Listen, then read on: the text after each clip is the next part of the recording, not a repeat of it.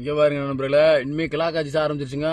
எங்க ஊரு குமாப்பிட்டில கிளாக்காட்சி வந்துச்சு வச்சுங்க, கொத்து கொத்தா காய்க்கும். நீங்க எல்லாம் கடையில சாப்பிட்டுருப்பீங்க, யாராவது ஃப்ரெண்ட்ஸ் கொடுத்துருப்பாங்க. இந்த மாதிரி காட்டுக்கு வந்து கிளாக்கா சாப்பிட்டுருக்கலாம். செம்ம டேஸ்டா இருக்குங்க. தரமா இருக்கு. இப்ப பாருங்க, ஒரு கிலா ஒரு சைடு பண்ணி பாருங்க. இங்க பாருங்க, கிளாக்காவை இப்படி எடுத்துக்கோங்க. எடுத்துட்டு இப்படித்தான் சாப்பிடணும். தமிழ்நாட்டு மக்கள் சொல்லித்தரேன் பாருங்க. தான் ஒரு கடி கடிங்க. இப்படி கடிச்சிட்டு இங்க பாருங்க, பொடியை பாருங்க. பொடி எடுத்துட்டோம். இப்படி வச்சுட்டு இப்படி ஜாயின் பண்ணுங்க. இப்படி ஜாயின் பண்ணிட்டு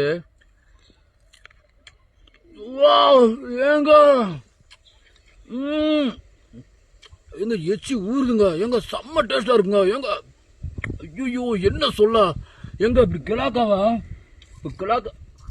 ஆஹா, ஐயோ என்ன டேஸ்ட். இப்படி கடிச்சுக்கோங்க.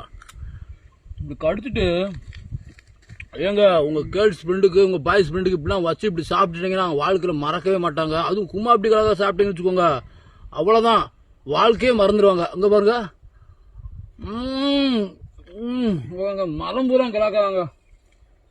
பூரா கிளாக்கா தான். குமாப்பிட்டி கிளாக்கா வாங்க. ஆஹா ஆஹா ஆஹா ஆஹா, செம்ம டேஸ்ட்டுங்க. தரமா இருக்கு. கிளாக்காவே நாங்க தான் கிளாக்காவே. சூப்பரா இருக்குங்க.